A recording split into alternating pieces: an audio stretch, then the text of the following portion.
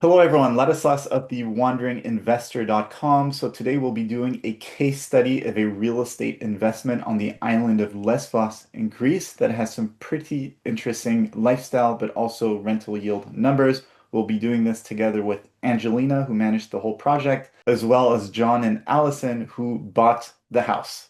How are you? We are doing pretty well. Very happy here. We will still have beautiful weather, and we are in very nice renovated house. So one, we'll be discussing why invest on Lesbos Island in Greece. What is the thesis for the island? Two, we'll be discussing why John and Allison decided to invest there from New Zealand. So it's not around the corner. And then three, we'll be looking at the case study. So the exact numbers, what the house used to look like, all the purchasing costs, closing costs, the renovation cost, and then the running costs of the Airbnb, and then the post-renovation results, the pictures, all of that to get to net rental yield, so the full detailed case study. So, Angelina, a bit of background. We were working together in Turkey. You managed some of my properties in Istanbul, and you renovated some of these properties as well. And 2 years ago, you were harassing me, really.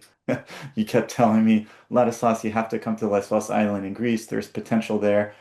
And I really wasn't that interested. I wasn't that interested in going to some Greek island. I had a lot of things to do, but you kept insisting. And then eventually I agreed.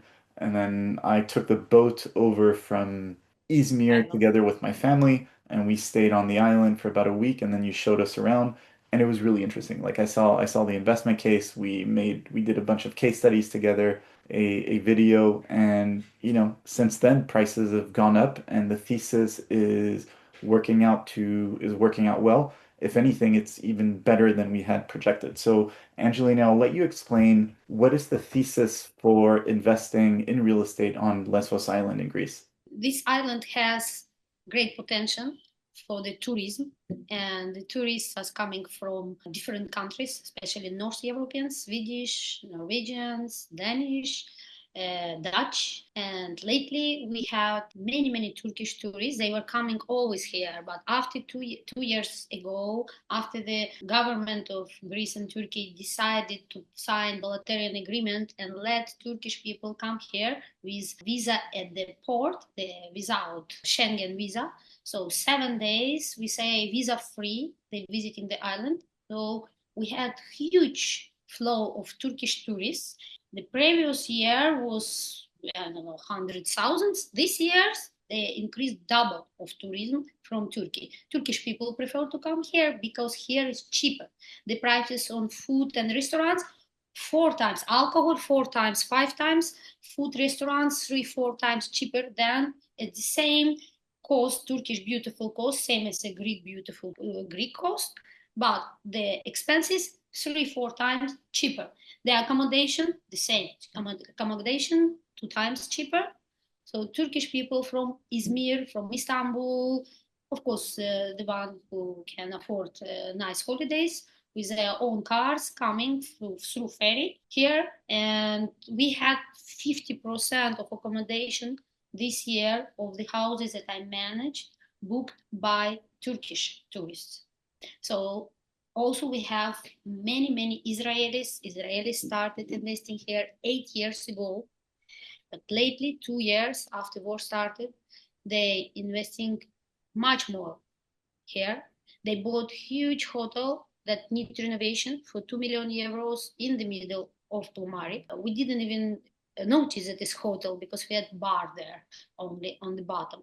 So they investing in hotels, they investing in old houses, the same like my clients, and they investing in plots, they building villas, not only lifestyle villas, villas for rental.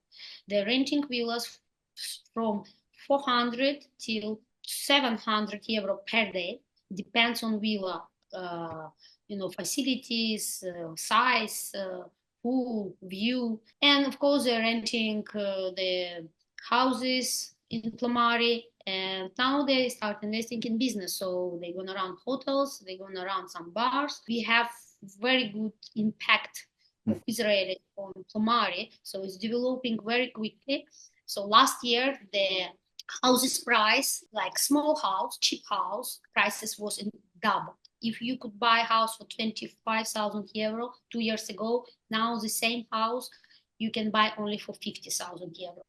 The mid, say, price houses like 100 euro you could buy or plot 2 years ago. Now you can buy only for 150 euro, no less.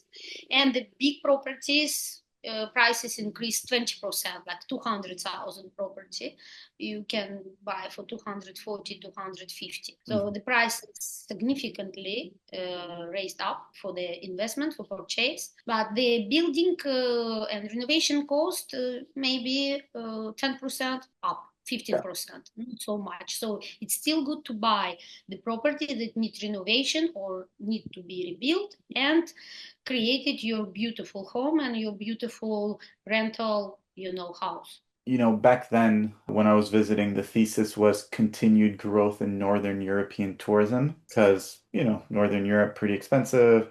Increasingly people, all the boomers are retiring, etc. They're looking to spend essentially the European version of snowbirds, really. That's what it comes down to. So Europeans just coming down and Northern Europeans and living in Greece. So that was the thesis. It was clear that this was going to continue increasing. It has continued to increase. Second part of the thesis was Israeli investment. Now, since then, as you say, two things have changed. Since then, what has transpired? Northern tourism is still increasing, as was predicted. Israeli investment is not just continuing along, but is booming because of the issues they have. They're taking capital out. And then three, this agreement with Turkey for visa-free travel is for Turks is absolutely massive. So specific few Greek islands are the only places in the European Union that Turks can go to without a visa, without a Schengen visa. So it's huge. At the same time, since then, you've had a lot of inflation in Turkey in USD terms, and even more so when it comes to tourism, drinking, and eating out at restaurants. So there, the inflation has been even more than the average CPI in Turkey. So what happens is you have a reservoir of millions of Turks that want to go vacation overseas because it's become so expensive in Turkey. And then there are these little Greek islands with ferry connections. And it's a nice ferry. It's just like you're on the ferry for an hour, 2 hours. And then they can get to Greece, which is they can see literally from where they are, from the coast. They can go spend time there. They're in Europe. They can drink, they can eat. It's a lot cheaper.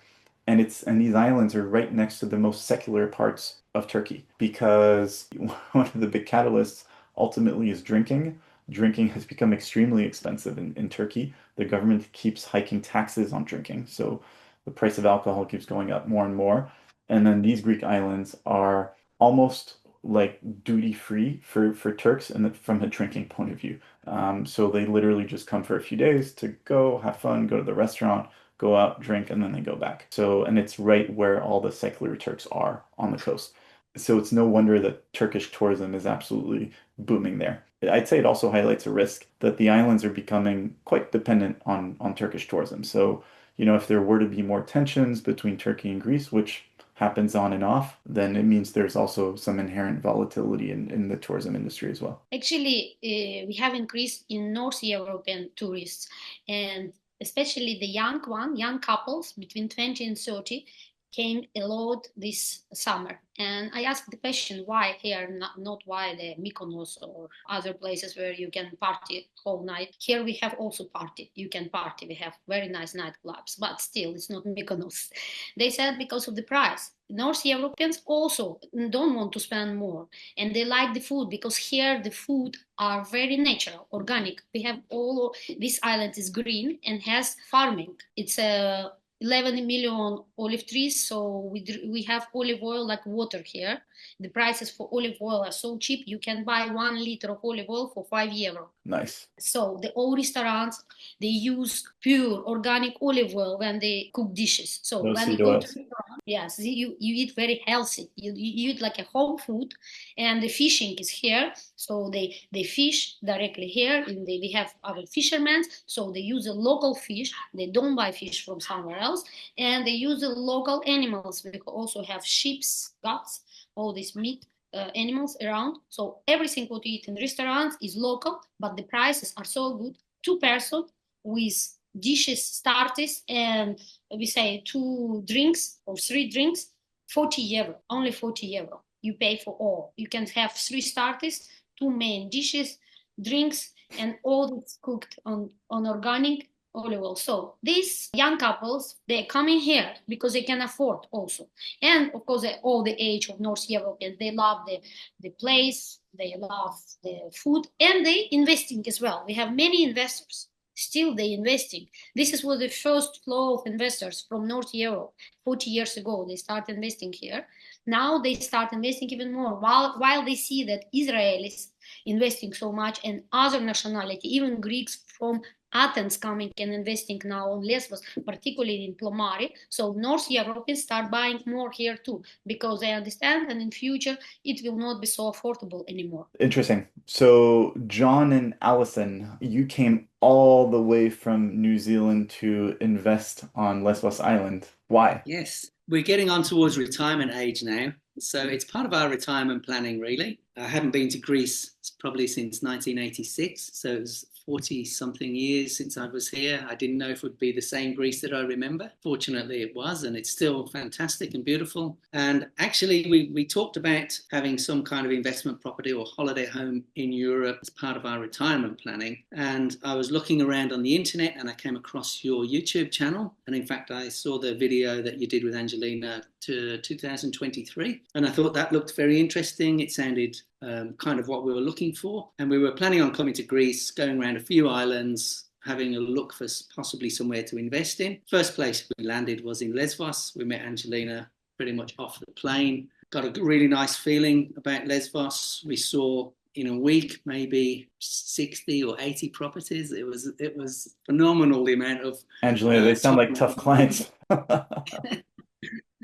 Yeah, so we saw a lot of properties. We really focused in on Plomari. It's a very authentic Greek village. It's not highly touristic. It's unusual because it feels a little untouched by tourism. Prices are very good in the shops. If you go for a coffee, it's, €2. Having a beer is cheap. Eating out in the restaurants is good prices. It's a year-round village. It doesn't close down like some of the touristic islands. The prices of the properties were pretty cheap. We saw properties ranging from about 15,000 euros and upwards. The village has not had a great deal of development and investment over the last probably 50 years, but we can definitely see things changing and moving in Plomari. We've been walking around on this visit. We came last year. We met Angelina. We met her team. We were very happy with the people. The numbers really worked for us. So we took a risk on redeveloping this old ruined building that was completely destroyed, just the 4 walls left really. But we actually grew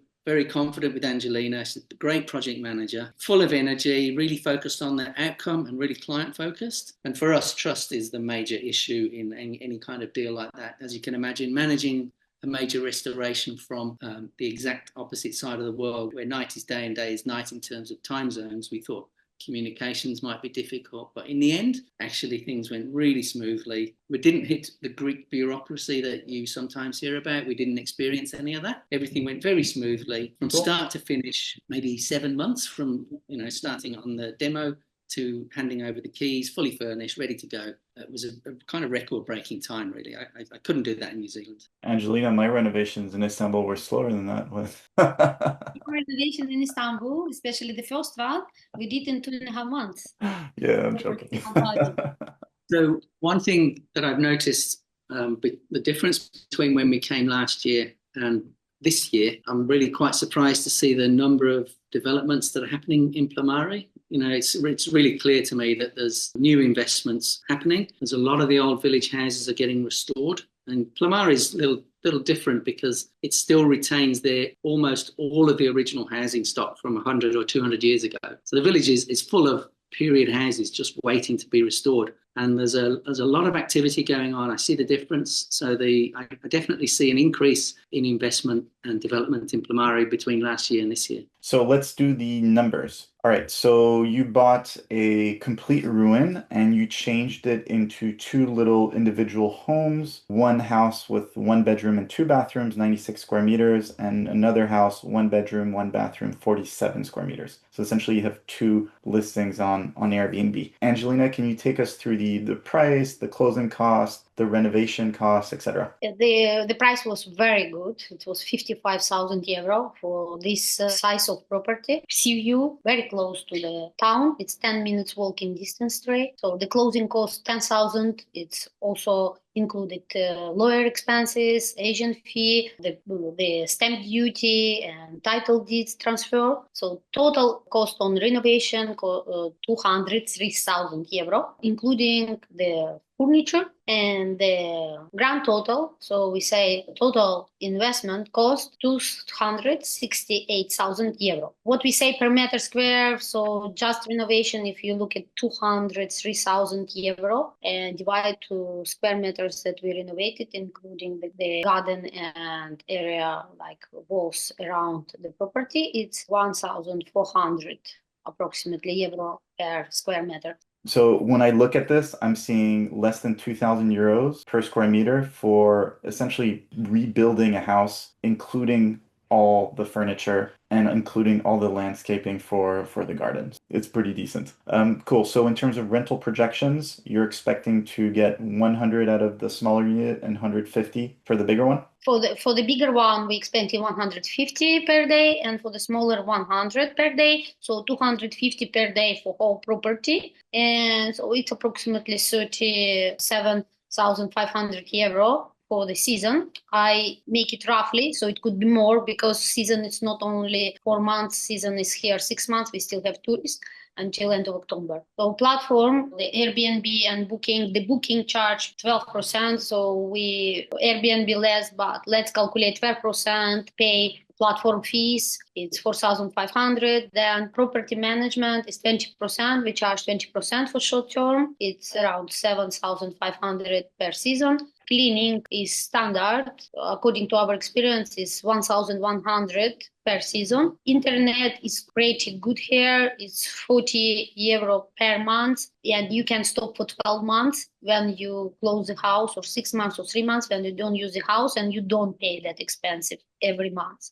So this is very good deal. In Turkey, we cannot do that. Property tax is approximately 200 euro per year. And utilities, we can say electricity is the most expensive one, 400 or 500 per year, we could say. Yearly maintenance, 1,250 euro. Then it's insurance of the house is obliged. It's pretty cheap. 70 euro. Total yearly expenses, if we summarize all of this, is 17,280 euro. So net, what you get in your hands after paying tax and all the profit, so your clear profit is 20,240 euro. It is approximately 7.5% yearly yield return on this property. Cool. So 7.5 net yield based on these projections. In terms of taxes, generally speaking, you're looking at about 15% in Greece, but there are nuances here and there. I don't want to turn this into a tax video, but again, one of the advantages of Greece is that it has a wide double tax treaty network, which means that if you live in a country that has a double tax treaty agreement with Greece, in many cases you can offset the taxes or just pay in Greece and not in your country. So just speak to your accountant about this. Effectively, it's pretty good. I mean, you have a place that you can use for lifestyle that gives you some pretty good net rental yields. Prices have gone up though, Angelina, since John and Allison bought, so they made a really good deal.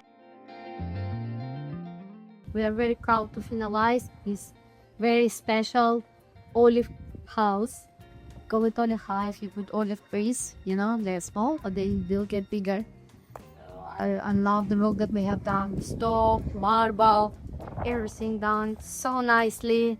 And we extend the entrance. Entrance is wide and comfortable. The marble stairs are saged. They are all matte, no slippery. It's very beautiful entrance to the very stunning house. I love the colors of the wall, the texture here, beautiful texture. It's a special techniques. It's not just paint, and so to keep it house have the old authentic style. We have 2 houses. Would like to show you beautiful houses. Yes, thank you. So here is a small house designed in all this beautiful Nordic style. Yeah. I like fish on the wall. This is Alison and John edit. And although it was always a small house, it's got everything you need. Kitchen, full bathroom. Small house, small but has large bathroom. Very comfortable. It's very special. Here is a penthouse. So we created this loft floor. It was not here. The house little bit went high, maybe 20 centimeters. So we use the high ceiling and through our house. We add these two windows for the lighting and created very beautiful bedroom space. And everything fit in this bedroom. You have your drawers, you have your side tables, more comfortable 160 centimeter bed, 160 wide. One who is taller than me can stand here too. So it's very nice, beautiful, small house, very comfortable. Only 20 plus 20, 40 square meters, but everything you have in this house, all is here. And here is the biggest house that we built. We build everything from scratches. We save some stones. It's original stone of the house. You can see the stone that house built from. So we created again the same style, Nordic classical style with light green colors. The place where you build it. So the kitchen. It's a country style kitchen, and this bathroom also we created. It was not here. With some wash place, you can say.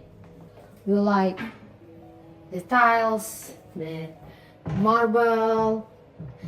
We save. It was here and this was here, so we didn't break these two. We save. It's kind of supporting. So we build bathroom by saving the space. We add marble, the tiles, everything in this tile. Again, very light colors. No heavy colors, beautiful floor tiles. So we have the stairs the same. We restored same style of the stairs that were usually here, and we created bathroom on the ground floor because here we have the garden. They have garden here with a sea view from the ground floor as well. And we add this bathroom. This bathroom were not exist. So we created this bathroom. We keep the stone wall in the bathroom with special varnish, waterproof, and of course the cabinet and mirror and sink and all accessories and tap. It's a specially designed for this house, and we have small tub there. How much would this house be now?